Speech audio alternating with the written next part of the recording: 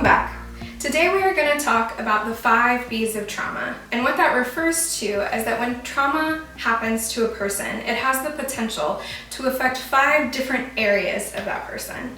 So today we're going to give a brief overview, and then we're going to go and do a video for each of the 5 B's. So the first one is the brain.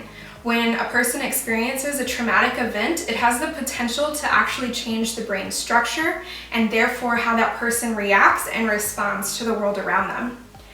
And it does that by affecting the second B, the biology, because the brain sends out different chemicals and signals to the brain, and this will change how a person is feeling and acting during the day in a more dramatic way because of the trauma that has happened. The third B is the body, because the brain and the biology have changed. In a child, this can change their developmental structure and change the way that their body grows. If the trauma happens to an adult, it can change the way that person responds to the world around them because their body no longer feels safe. And that brings us to the fourth B, which is the belief system. When trauma happens, it affects the way we see and view the world, and it will begin to affect the person's relationship with themselves, with the people around them, and ultimately their belief and relationship with God. And that leads to the final B, because the brain, biology, body, and belief system have all changed, the behavior will be affected.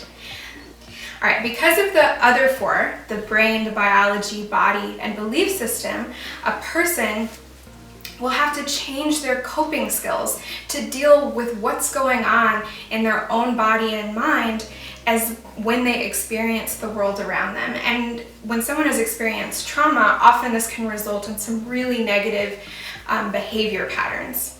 And as people, whenever we want to help someone else or we want to do our own self-work, we often try to start with the last B. We want to fix the behavior, but we need to start with the other 4 because that helps us understand who we are as people and who other people are. And the last B is the one that comes last. The behavior change is the last thing to change when people are in a healing journey.